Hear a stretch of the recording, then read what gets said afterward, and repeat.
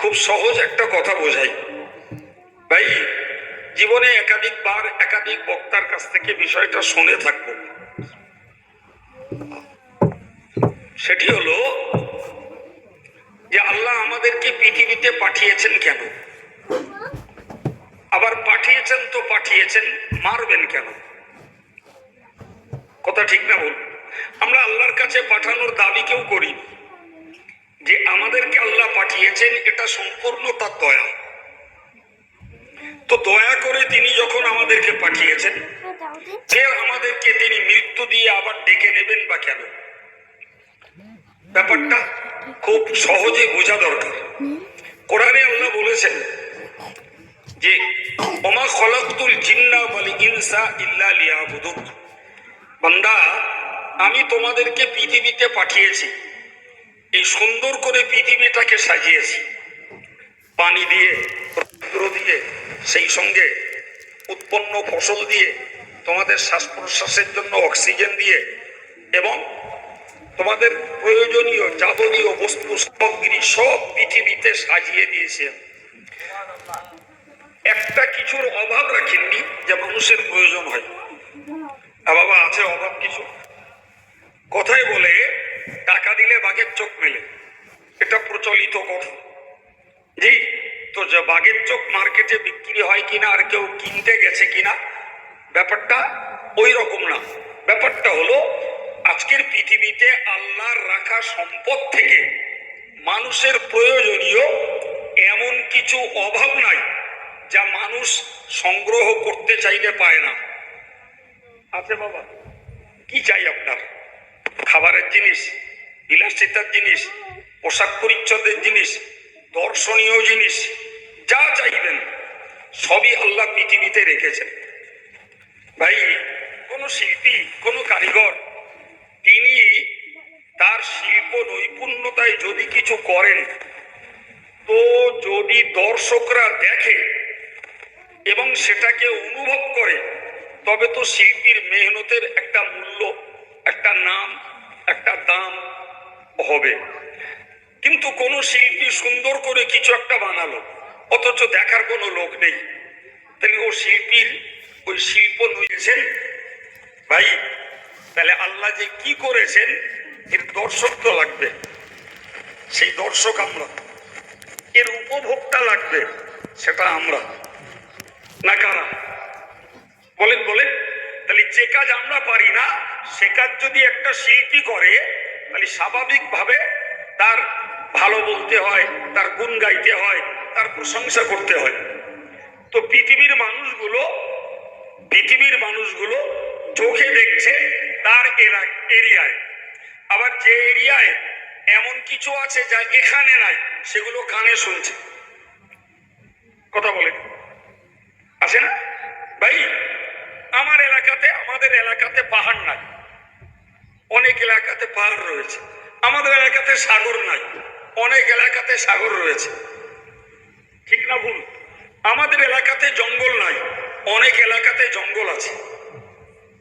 জি, যেগুলো আমরা হয়তো আলাদা করে ট্যুর করে বেড়াতে গেলে দেখতে পাই, না গেলে দেখা হয় না, কিন্তু কানে শুনতে পাই। ঠিক না ভুল বলবো? জি, তাহলে আল্লাহ পাকের শিল্প নৈপুণ্যতায় সাজানো এই সুন্দর পৃথিবীটা দেখতে, ভোগ করতে এবং বিনিময়ে বান্দা আল্লাহর প্রশংসা করে আলহামদুলিল্লাহ বলবে, এই জন্যই তো আমাদেরকে পাঠিয়েছেন। না কি বলছেন? জি, এই জন্যই তো পাঠিয়েছেন যে বান্দা তোমাদের জন্য আমি এত কিছু করে দিলাম, তাহলে তোমরা আমার মৌখিক গুণটা গেয়ে বলো আলহামদুলিল্লাহ। এত কিছু তোমাদের সেবা দিলাম, তোমরা কার্যত আমার ইবাদত আমলটা করে তোমরা আমার এই সাজানো পৃথিবীর মূল্যটা অন্তত বোঝো। কিন্তু আমি কারোর জন্য করিনি। করেছেন কি? আপনি কোন জিনিসটা দেখবেন ভাই? মাটি, পাথর, কাঁকর যেগুলো আমাদের পায়ের তলায় মারাই খায়, সেগুলো আমাদের উপকার। মজবুত কাঠগুলোকে ফার্নিচার করি, সুবহানাল্লাহ হবে না যদি আল্লাহ না বানিয়ে রাখতেন?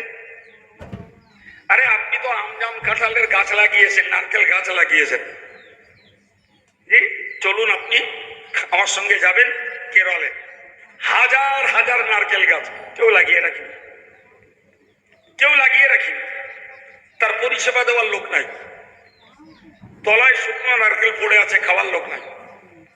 ও বানিয়েছেন কে? আফ্রিকার জঙ্গলটা কে বানিয়েছে? মানুষ।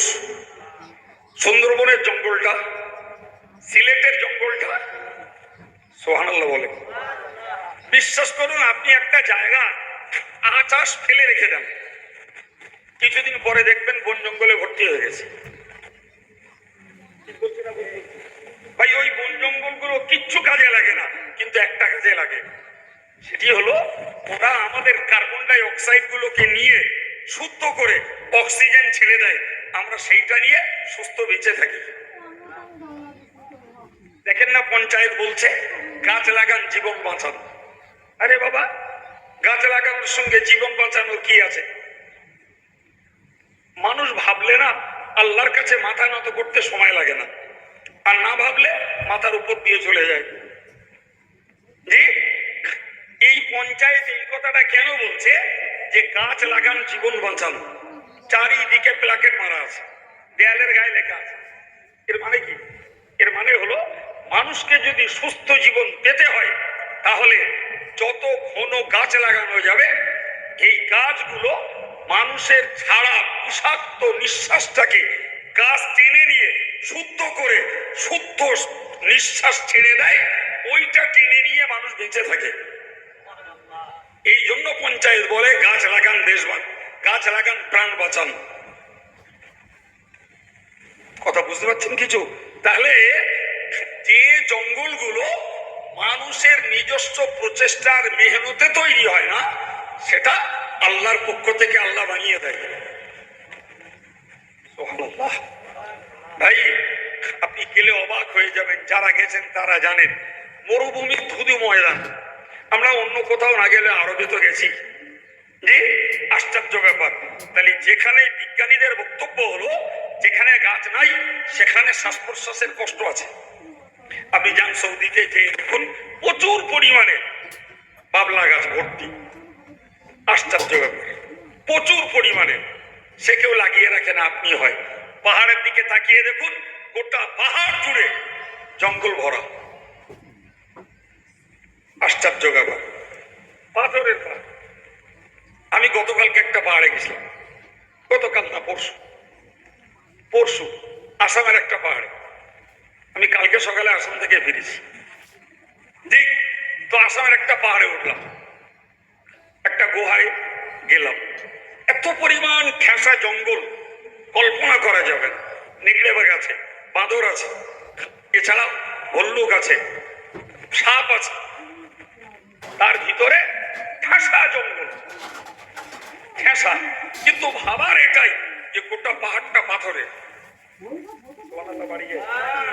আমরা মাটিতে ধান রুই, তাতে টাইম টু টাইম পানি দিতে হয়, তো ওই পাহাড়ের মাথায় পানি দেয় কে? তাহলে মরুভূমির মাঝেও মরুভূমির বসবাসকারী মানুষদের শুদ্ধ নিঃশ্বাস শ্বাস প্রশ্বাসের জন্য যে ব্যবস্থাও দরকার, ওটা মানুষ করিনি বাবু, আল্লাহ পাক করিয়ে রেখেছেন। আমার আল্লাহ পাক এত কিছু সেবা দিয়েছেন শুধু আমাদের জাগতিক সুখ শান্তি সুস্থতার জন্য। আল্লাহ বললেন কি, বান্দা তোরে পৃথিবীতে সৃষ্টি করে পাঠিয়েছি, তুই এই সবগুলো দেখবি, ভোগ করবি,